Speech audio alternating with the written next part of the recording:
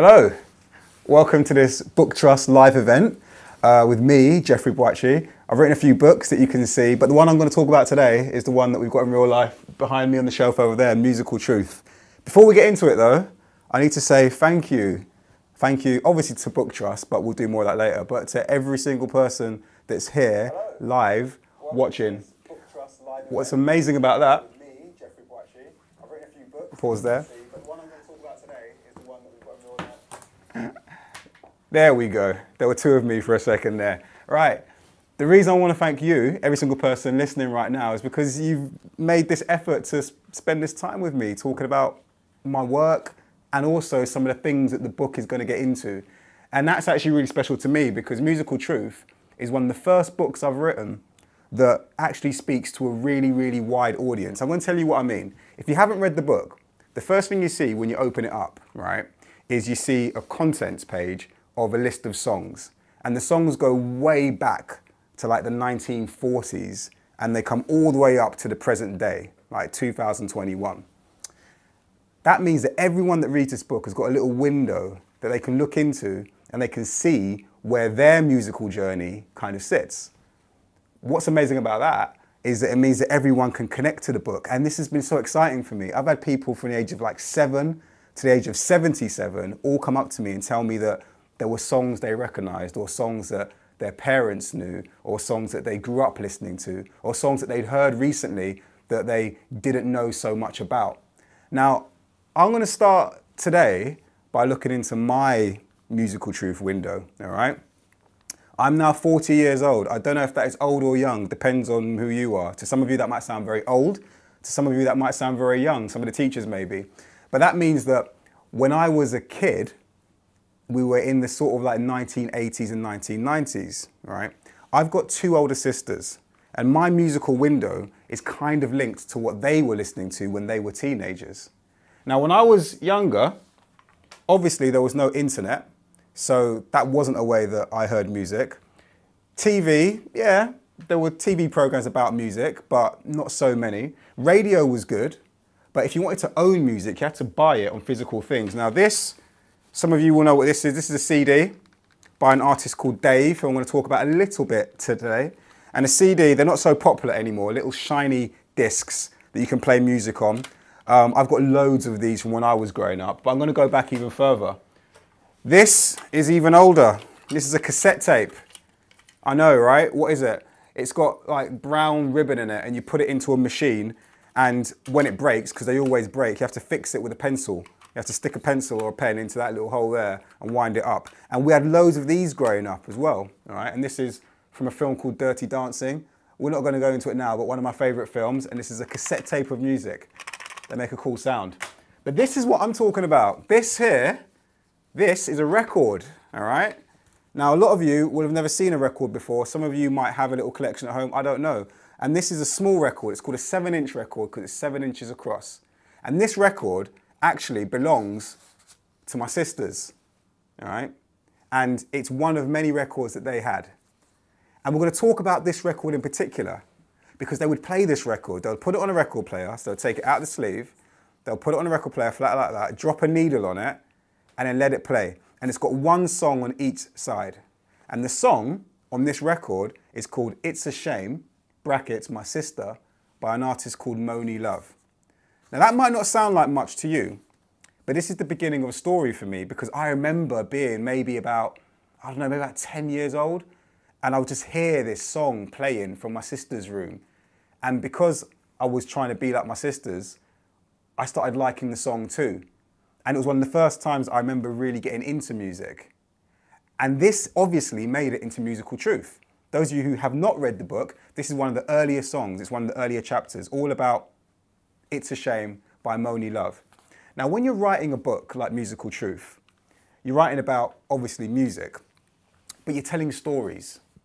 And this is really important to me because obviously I love music. It's the first word of the name of my book, but the truth is something which I'm always trying to get to. And I want you to think about this now. It's a very hard question. I can't see you.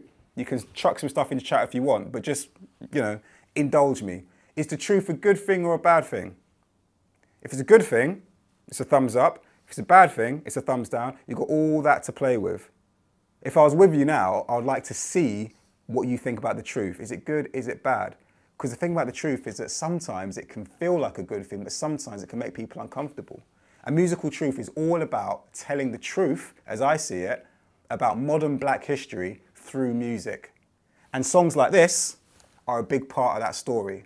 Now, I'm going to let you in on my method, okay?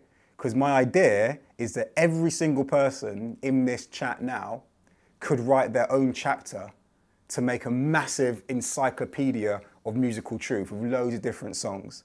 The first thing you have to do is to pick a song that you love. The song that we're going to focus on today is It's a Shame by Moni Love, all right? And then you take your hand. If you can show a hand, show it. If you can't, don't worry about it. And then you very elegantly take that hand and turn it into a thumbs up, all right? Because this is the universal sign for something being good, the best thing. And that's where I want to start. What's the best thing about It's a Shame by Moni Love? I realise you haven't even heard the song yet, and I could play it for you. There's some images on the screen now which I'm going to talk through, but just listen to this and just think about what's the best thing about this song. You can hear it now. I've got no idea if you can hear me too. Cool. Alright, and then the beat's kicking in. There's going to be some rapping in a minute, so really fast rapping. Alright, can you hear that? My sister, tell me what the trouble is. I'll try to listen good and give the best advice that I can give. All right. Pause. It's not a party, all right? This is a lecture, sort of. Now, for me, the best thing about this song was that it contained rapping. I love rapping, all right? I love hip hop music. I love people speaking fast over rhythms and beats. Hip hop actually is relatively young. It didn't really exist in the way that we know it now until the late 1970s, just before I was born. So to me, when I was growing up, hip hop was still very fresh and exciting, and it wasn't something you saw a lot on TV, definitely not something you heard a lot on the radio, and definitely something that most adults knew nothing about. But my sisters were teenagers and young people and children are always looking out for the next cool thing. So they loved hip hop. So when I heard this hip hop music being played in my sister's room, it was exciting. But even more exciting was that it was someone who looked a bit like my sisters doing hip hop. That's an important thing. My book is about lots of things. It's about Black British culture. It's about racism throughout the world. It's about different communities celebrating and joy. But it's also about some of the problems of the world. And one of the problems is that, you know, men and boys get to do things that girls and women are sometimes disallowed from doing. And here we had a young black woman who grew up in the same city that I grew up in, London, who was rapping. And she sounded just like all the other rappers from America that I'd heard in, you know, other songs that my sister would play. That blew my mind, all right? Now, I'm going to stay with the best thing because it's a major, major thing. You'll see some images on the screen there of a footballer and a group of people standing looking cool in sunglasses. The footballer goes by the name of John Barnes. Now, I don't know if anyone's told you, but this year is a World Cup year, which means that England are going to have a go at winning the World Cup. I don't know if England are going to win the World Cup. I don't care about football that much, if we've been completely honest, but everyone's going to get very excited. In 1990, around the same time when Moni Love was spitting her bars, England made it to the World Cup final in Italy. This was big news. And one of their key players was this person here, John Barnes. Now, John Barnes was one of 3 black players on the England squad, all right? Which was a big deal because there was a lot of racism in football at the time. I remember seeing that in newspapers growing up. And he also, for some reason, was part of the England football squad official song. It was a song that I'm not going to play for you, but the chorus is awesome. It's so simple. It goes, "We're singing for England," and everyone shouts back, "England." But at the end of the song, there's a bit of rapping, and John Barnes actually raps. The rap is okay, all right? It's not as good as Moni Love, but it was a sign to me that this thing, which I thought was really small, hip hop, was spreading all over the world. So when I sat down to write Musical Truth, I had to mention both of these things. Because when I was a little kid, when I was, you know, 8, 9, 10 years old, it was really starting to open up a world of music to me that was spreading out in lots of different areas in lots of different ways. So that's the best thing to me, all right? And when you think about a piece of music, think about the best thing. This finger here is a little bit different. It's the rude finger that you point with, the pointing finger. And I want you to think about what's the point of the song. Now, the very first words that you hear in Moni Love's song are my sister, which I think is a nice coincidence because I've got 2 sisters and she starts off with 2 sisters as well. See, there are no accidents in the universe, are there? All right. And she talks about how her sisters, other women like her, can be empowered, which means how they can feel strong and worthy in a world that sometimes is very sexist. I think that's the point of this song. It's a song all about women and girls being empowered, but specifically for Moni Love, we're talking about black women and black girls as well, because she grew up in a time, just like I grew up in a time, when there was a lot of racism, when there were lots of things in the media about black people that were negative. And the song, which you just heard, is actually really positive. It's a celebration. Now, when you look at Moni Love, in the images you can see on the screen now, you can see she's standing next to someone else who is not Moni Love. That's an American rapper called Queen Latifah. And this is the other point of this song, because there's another song that Moni Love was in and she was super young. Look at the picture.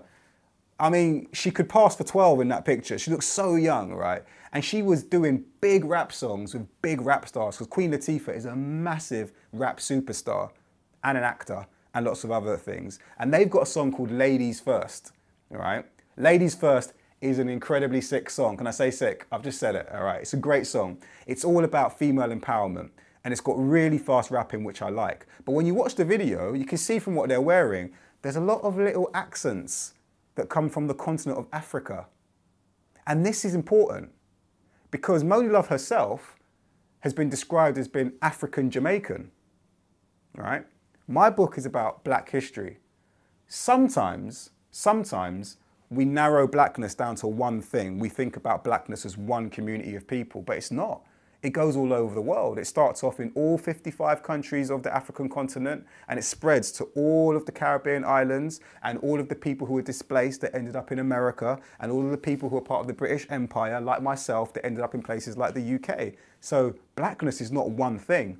And this song, Ladies First, talks all about what it's like for black people to be empowered. It talks about Africa as a continent that can be celebrated.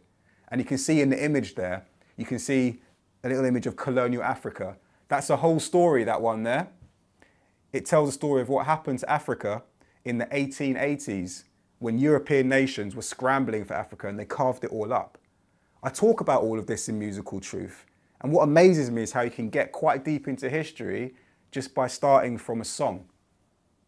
Moni Love would have been well aware of all this because she talks about being empowered too. And there's another artist, one of the last artists who I talk about in the book, Dave, this person here, that's his CD, he talks about what happened to Africa in the 1880s, being carved up by European colonial superpowers, and how that has affected black communities from the 19th century all the way to this day. So we've done the best thing, all right? Stay with me. We've done the point of the song, all right? This finger's a bit different. You've got to be careful with this finger because it's the swearing finger, so we won't turn it around. But if you hold it like that, you'll notice it's the biggest finger on your hand. So what's the biggest thing about this song or about Moni Love? What's the biggest thing? I had to stop and think about it because I think it goes back to something I've mentioned already. The fact that Moni Love herself can be described as African and Jamaican. Because when I was growing up, sometimes these communities didn't always mix. I grew up in a place called Brixton in South London, all right? And Brixton was full of Jamaican people. So I grew up around lots of Jamaican culture. And that became a big part of my culture, but my parents aren't from Jamaica. My parents are from a country that used to be called the Gold Coast. It's called the Gold Coast because it's got a lot of, and everyone screams out gold because, you know, you've had your breakfast. Yeah, And other countries had similar names, right, in Africa, like the Ivory Coast, or the Grain Coast, or the Slave Coast. And the Gold Coast is where my parents were born. And it became Ghana when it became independent in the 1950s. Now, the biggest thing about this song, My Sister, It's a Shame, is that Moni Love represents the kind of new black community that brings lots of different parts of the global black community together, being African and Jamaican. And one of the things that I love about Musical Truth is that it looks into every corner of the black diaspora. Diaspora is just a clever way of saying the spread of people, all right? So you can use that word later. Say it with me, diaspora, yeah? It's spelled diaspora, but you have to say diaspora. And when you get into Musical Truth, you'll see that it goes all over the world. The Caribbean is a huge part of the story, a massive part of the story. The islands are very, very small. You can see there that Jamaica, just underneath Cuba, is one of the larger of the Caribbean islands, and it's one that colonial superpowers, European countries, really fought for. They wanted Jamaica because it was valuable. You could grow things there that people wanted to eat or drink, like, you know, coffee and cocoa and sugar and tobacco and things like that.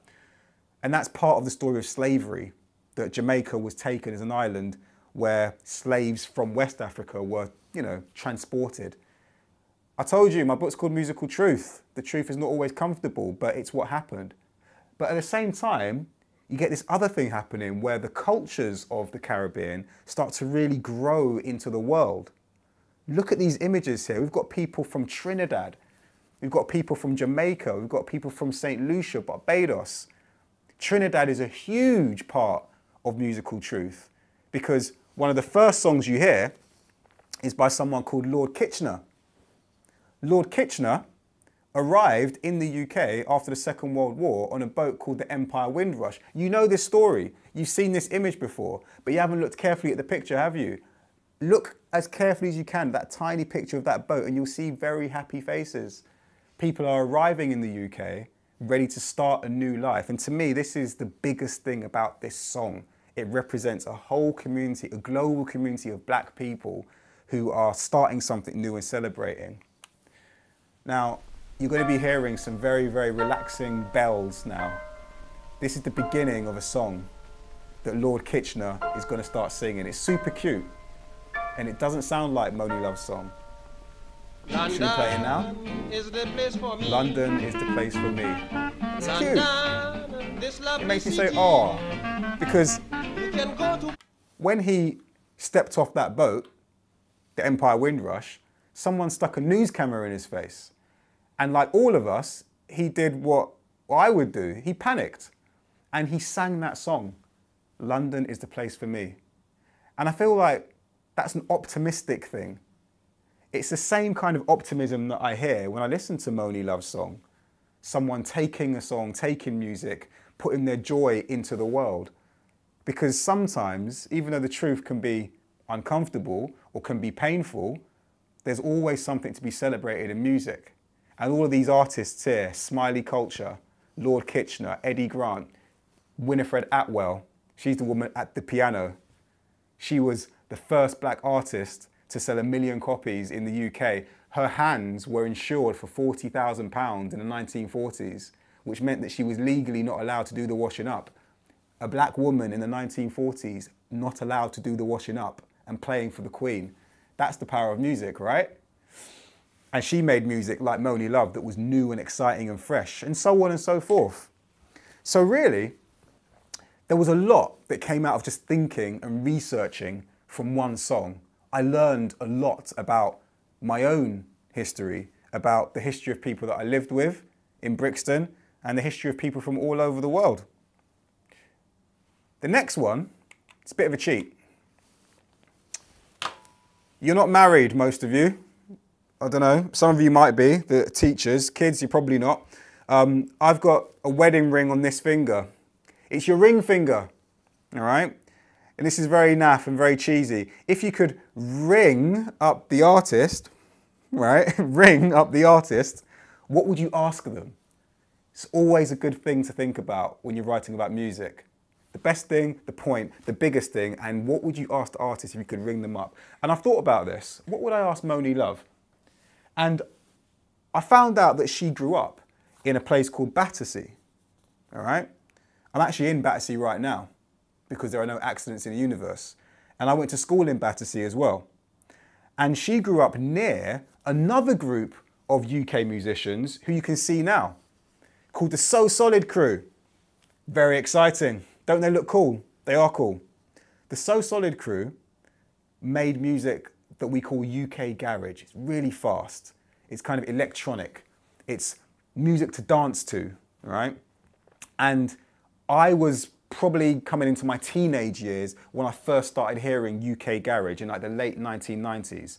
It's incredibly cool. It's got rapping in it as well, but different to the American style rapping that Moni Love got used to. And I would just want to know, did she know the So Solid Crew? Like, serious question. Because they changed the game. And I'm wondering if she ever shared music with any of the So Solid Crew members. She probably did, because there are about 31 members of the So Solid Crew. That's a lot of people. Just recently, I was at a school talking to students. They were year 5 students, like a lot of you guys are. And I was talking about the So Solid Crew because I'm always talking about music.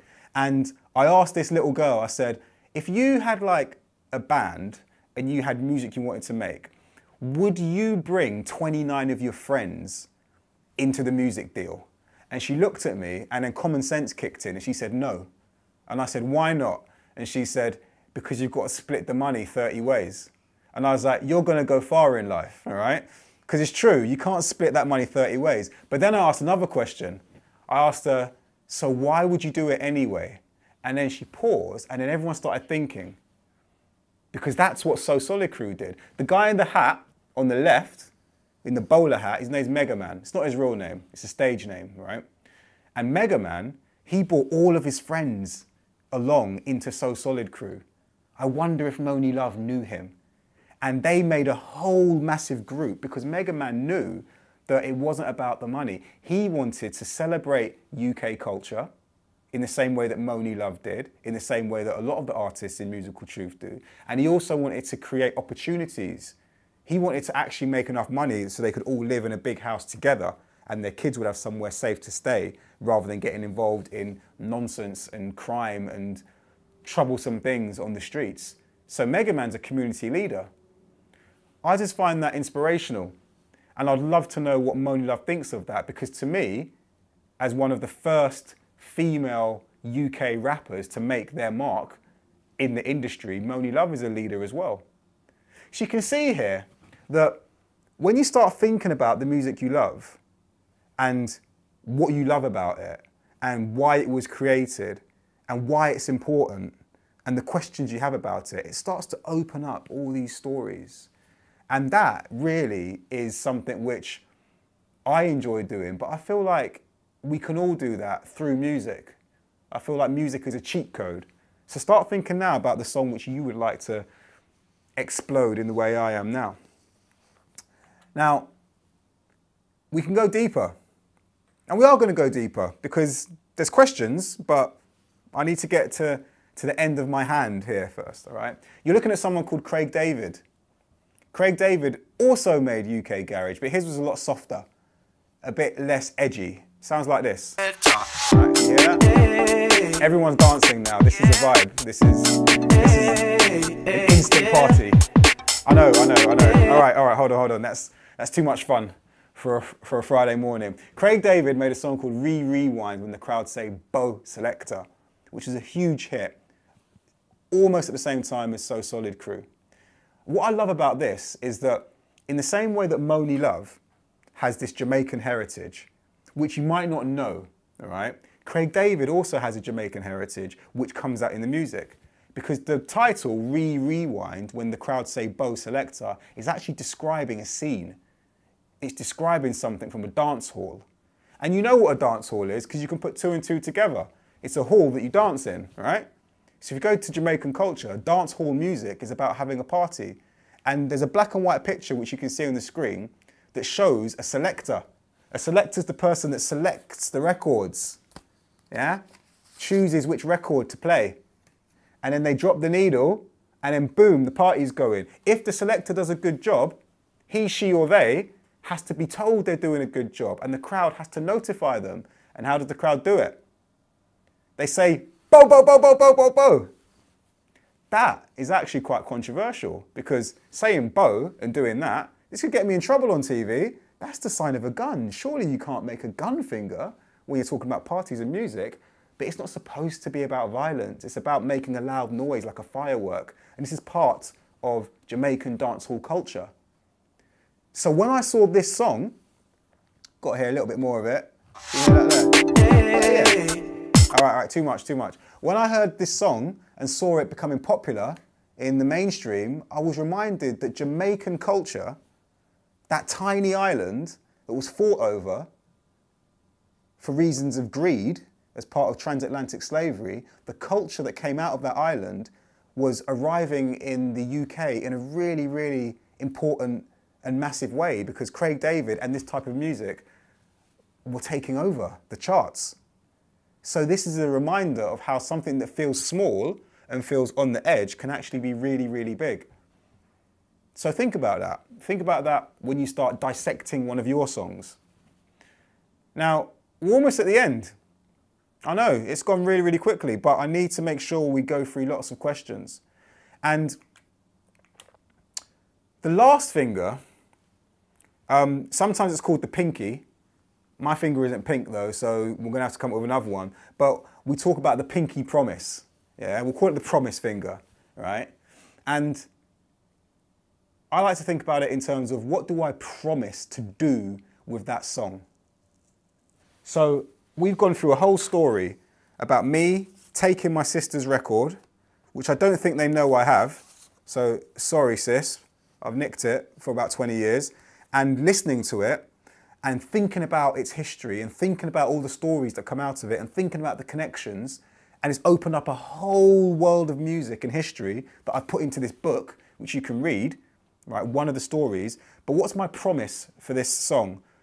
My promise is this, really. My promise is to tell these stories.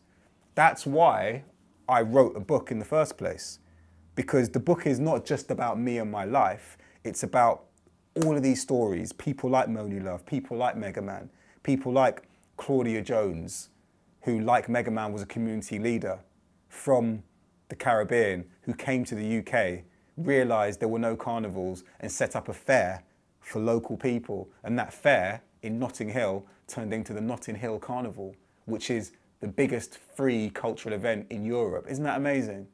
And there are so many stories like that that I discovered as I was writing this book. Now, we're going to pause because I'll show you, look, I've got a bunch of questions in here and there are loads more that have come through on the chat. We're going to have to work out how I can see the chat. I want to say thank you, first of all, to everyone that's been listening, all right? I want to say thank you to BookTrust. I'm going to remind you, actually, before we finish, to fill out the feedback form at the end of this, all right? So don't forget that. If you've enjoyed it, say so. If you haven't enjoyed it, don't say so, all right? And we're going to get into some questions now, all right? You ready? All right, there's a tiny opening here. Let's get into some questions. And this one says, this one's from Seven Kings School in London. What's up, Seven Kings? Hopefully you're on the chat. What is the most difficult part of your career, and what struggles did you have to go through to reach your goal? And that's from, I'm going to try and pronounce this properly, Ethan, or Ethan. Ethan, the most difficult part of my career, sometimes the doors aren't always open. So you're working on something and you want people to engage with it, but it doesn't necessarily mean that it's going to end up in the hands of people that you want it to. But the way to get around that is to stop worrying about it. I'm not worried about how many people are going to buy my books. I'm just worried about writing the best books I can. And I know that the truth of what I'm saying will connect with people out there. So that's my answer to that question. Hope you enjoyed it, because it's all you're getting, Ethan. All right, let's go. All right, it's from Keswick School in Cumbria, I think that should be. What new things have you learned whilst writing this book? Oh, that's a fantastic question. I learned so much. Things like I've told you already about Winifred Atwell, the The fact that she had her hands insured for £40,000. I love that fact. I learned all about Claudia Jones and how she went from wanting a carnival to creating the Notting Hill Carnival, you know. So I'll say, short answer, I've learned stories about people in history that I had no idea even existed. And that is the most exciting thing, learning stories from other people. All right, let's bang through these. Let's have a look. All right, this one's written so small. Corpus Christi Primary School, Year 5 in Weston-super-Mare. You on the chat? Give yourselves a cheer. What is your all-time favourite song? That's the worst question ever. All right, it's too difficult to answer. My all-time favourite song. Come on. I've written a book about music. How can I choose just one? There's a song that I listened to this morning on my phone called Cry by an artist called Swiss, who knew the So Solid crew. And I really love it because he talks about how difficult things got for him and his friends growing up in London and how lots of bad things happened. But with all the pain, it's called Cry for crying out loud. For all the pain, there's a real sense of hope. And I think it's just a beautiful song. So Cry by Swiss is up there. But that's a horrible question. Never ask that again. All right, let's have a look. The Haley Academy, Greenwich. What are your core values when planning your novels? Deep. Core values. Commit to the truth. Don't try and be right. Just try and be true. But the tricky part is you have to know what you think is true. And then you just have to keep on that frequency. So if I believe that there are stories that need to be told, then I'm going to be true to that. And the other core value is center joy. Like, come on. A book about truth that looks at race and racism and slavery. My book also talks about horrific things that have happened in our recent history, the murder of innocent people due to racism. You have to, at the same time, center joy and celebrate people's lives. Because if you don't center joy and celebrate people's lives, then you're not really celebrating the whole of people. So, truth and joy. Those are my core values. All right. We've got loads of time. This is from Harain. Hi, Harain. I hope you're on the chat. Who influenced you to become an author and how? Where did you get the idea of mixing music and a story together? And that's Year 5 at Scotholm Primary School. All right, Harain, I'll answer both your questions. I was influenced to become an author by other authors. I've always enjoyed books. I like the idea that a book can take you into different worlds. I think that's kind of amazing. It's like magic because it's just words on a page. So I like that process. Where did I get the idea of mixing music and a story together? I started with what I love. I love music. So if I'm going to write a book about history, I thought, I'm going to start with what I love. And music is the way in. So what do you love, Harain? What do you love? Whatever it is, that's your entry point into the truths that you want to tell, yeah? All right, let's keep going. This is fun. If you could add one text from any author to key, is this a teacher asking this question? If you could add one text from any author to the Key Stage 3 curriculum, which would you add and why? That's from Ilford County High School in East London. I would add Musical Truth by Geoffrey Boakye. That's a good one, all right? I'd also add, there's a great book called The Crossing by Manjeet Mann, which I just love. It's a book all about kind of refugee situations, which is very topical now because this country is struggling to understand what to do with migrants that want to come into this country, if you watch the news. And this book is all about the refugee crisis, quote unquote, and how different people on different sides of that conversation meet. And it's told through verse. It's beautiful. The Crossing by Manjeet Mann and Musical Truth by Geoffrey Boakye. Those are the two books that I'll add to the curriculum. All right. Seven Kings again. We've had two from Seven Kings. Not fair. What inspired you to write your newest book? What, this one? Because I've got others. I'm prolific. Have you seen how many books are on the screen? I can't stop writing them. My newest book actually is Musical World, which is coming out next year. It's a follow-up to Musical Truth. And at first, I thought it was just going to be more about the Black British story. And it was to begin with, but then I started writing it. And sometimes when you start writing a book, you don't get to decide where it goes, yeah? It's like a path that takes you somewhere else. And it grew, it became much bigger. It became a book about all of the world's problems racism, sexism, anti-Semitism, ableism, homophobia. You know, it became a book about all the things that have gone wrong in the world, told through a whole collection of songs that go across every continent. So Musical World is incredible, if I can say that, because it's very, very broad. Okay, St. Peter's School. There's a postcode here, I won't read that out. Can you say a few words about your middle grade fiction series coming out soon? I just like this question was planted. I get to plug my own work. What inspired you to set the story in the 1990s? Kofi and the Rap Battle Summer. That's it. That's what it's called, first of all. I'm very excited, as you can tell, because it's a novel. I've written a story with a beginning, middle, and end. It's all about growing up in the 1990s. It's about a boy who goes to a school in London. He's got family, he's got friends, and he discovers that he loves music. He loves making money as well. And these things intertwine. I wanted to tell a story about how fantastic it can be to grow up in the city. And when I say fantastic, I mean that word literally. Like, it's almost like a fantasy world. I wanted to write a book that was realistic, but also fantastic. So this is about council estates. It's about going to school. It's about getting into trouble at school and getting out of trouble and working out who you are. It's about friends and family, but it also feels like a big fantasy adventure. So I wanted to write a book like that, and it tells stories from my own past that me and my friends went through as well, that I have never seen written about in a book before. So Kofi and the Rap Battle Summer is super exciting, and that was the inspiration for it. All right, we haven't got long. How did you find out about the black history that isn't taught in schools? And that's from Sarah at St. James's Church of England's primary school. It's a very good question. I'll be completely honest. Most of what I now know, talk about, write about, most of the stuff in my recent books was not in my head until I was well into my 20s and 30s. And I'm a product of the great British education system. In fact, I am the best product of the great British education system because I made it all the way through.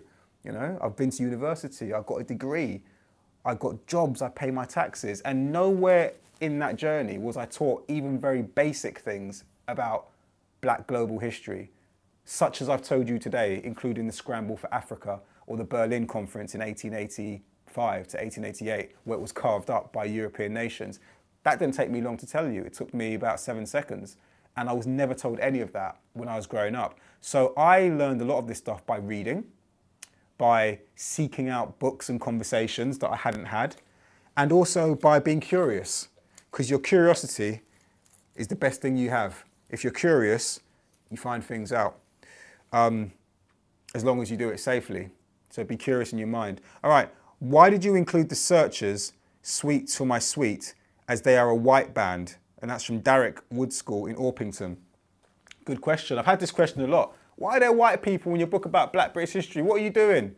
Well, the whole point of that chapter was to talk about where the Searchers came from, right? Because they were making music in the UK. They were making music that was copied from black American bands. Sweets for My Sweet is not their song. The original was by a band called The Drifters. They even copied the name a little bit. And I wanted to make this point very, very clear that what sometimes we forget is not originally from the dominant culture, started somewhere else. So rock and roll, people often think about rock and roll music as being like white music, whatever that means. It's not, it's black music, you know? Jazz, disco, house, hip hop, funk, reggae, I could go on. Afro beats, you know? Like, these are all genres of music that started with the black diaspora, and they become so popular that they just become part of mainstream culture. So I wanted to make that point really clear, and also to show that music can bring people together. Because if the Searchers could get over racism and enjoy making black music, then racist people can get over racism and enjoy black culture too. All right. How much do you think representation has improved in children's fiction? Good question. Shall we talk percentages? I've forgotten who that was from. At the moment, it's a single-digit percentage of protagonists in children's fiction who are like black, brown, not white, basically. I think it's hovering about 6 or 7%. It was 3% not that long ago. but that means that you're more likely to get children's books about dogs and dinosaurs than you are about black children. So representation is not great, even though the percentage-wise, there are relatively few black people in the country. The impact on the whole country and all the stories we need to tell tells me that we need to have better representation. It's part of the reason why I wanted to write a children's book that centers experiences that I had. But also, it's part of the reason why I feel all of our stories need to be shared more. That's the thing which you've got to remember. Everyone's got a story to tell, and all of those stories are valid. And if you don't share those stories, then the world becomes a kind of a less kind place. Are we sure? All right. Have we got time for one more question? All right. Technical stuff, people, don't worry about it. Rivington Primary School, St. Helens. How hard was it to start your career? And did you go through any moments when you wanted to quit? No. Because, all right, that's really important. Look, my career is not like having a book out and like talking to you on the BookTrust website and all that stuff. Forget career. You just have a life. And you don't give up on your life. You wake up, you slap your cheeks, you eat toast, you get through the day, you go to bed, you do it again.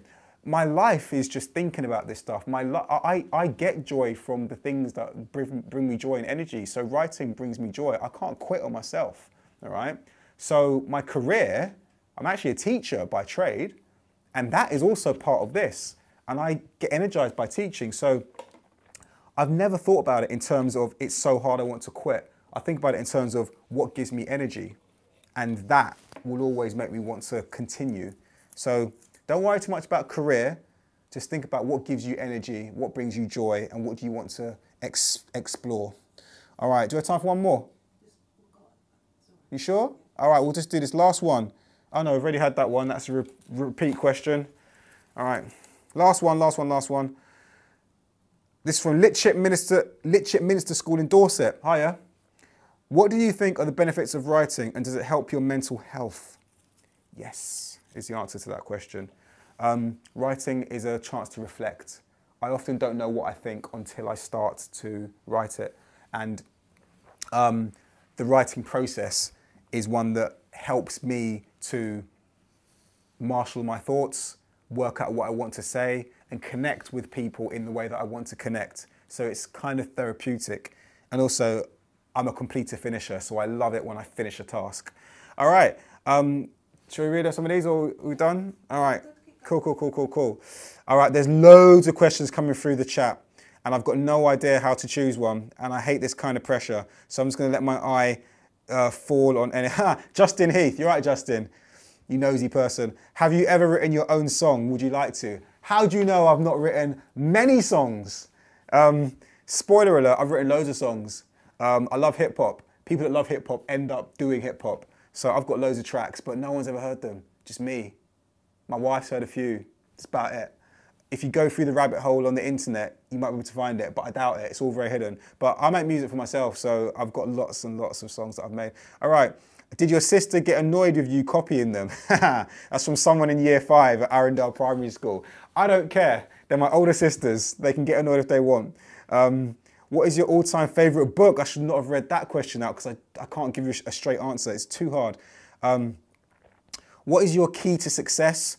I think knowing what, I've said it before, knowing what gives you energy is amazing because it means you can go through the world finding these moments that energize you and then you jump on them. And then it means that you've got this momentum. So work out what gives you energy and what you like to do. Who's your favourite author? I'm not going to answer that. What are your sisters called? Marcia and Phyllis. There you go. What's your favourite song? Oh, we already had that. Favourite book that I've written. I'm really proud of Musical World, which is coming out next year. 2 books coming out next year. I'm doing bits, aren't I? Can you speak a different language? It's frustrating to me, right? Ed Sheeran can speak Twi better than I can speak Twi. That really annoys me. He's in the book, Ed. Twi is the dialect, one of the most common dialects in Ghana, where my parents are from, my heritage. And he's got a song where he sings in Twi, and it just irritates me because like, why can Ed Sheeran speak Twi better than me? But he loves culture, so I'm not surprised by that. Have you ever met Moni Love? I've never met Moni Love, but you know, hopefully the universe can do its thing. I'd love to meet all the artists that I talk about in Musical Truth because I'm a fan. And should we get another couple? All right, cool. Lots of repeated questions here. Do your kids ever read your books? Yes. I've got a 7-year-old and a 5-year-old, and I've given them a copy of each of my books, and they do like reading them. Some of my books are quite hard for them to read, a bit tricky, but they enjoy reading my work, and they like it when I read my work to them. Last question. How can young people celebrate different cultures in your community? I feel like the first thing is to actually focus on that word celebrate. Because if nothing else, Musical Truth is a celebration. And cultures, communities want to be celebrated. Every community can be celebrated. So when you realize that, that's a great starting point. And then when you're in a big community that's very diverse, I find the best thing to do is to work out who is in your community and how you can celebrate them, because that brings everyone together. When you go to a birthday party, it's not just the person blowing out the candle that has a good time, right? So a big part of it is realizing that we're all in the party together, working out who can be celebrated and how, getting into the history by reading books like Musical Truth and looking at, you know, songs and culture and exploring them in the way that I have. And that can be a great way to bring joy and celebration. Right, that is it. We are on time now. I'm going to say thank you again to everyone who's taken the time to be in this chat.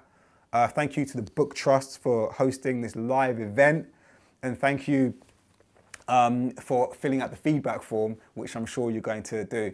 My name's Jeffrey Boakye. We've had a great time talking about Musical Truth, and I'm sure that we shall connect again in some shape, way, or form. All right, that's it.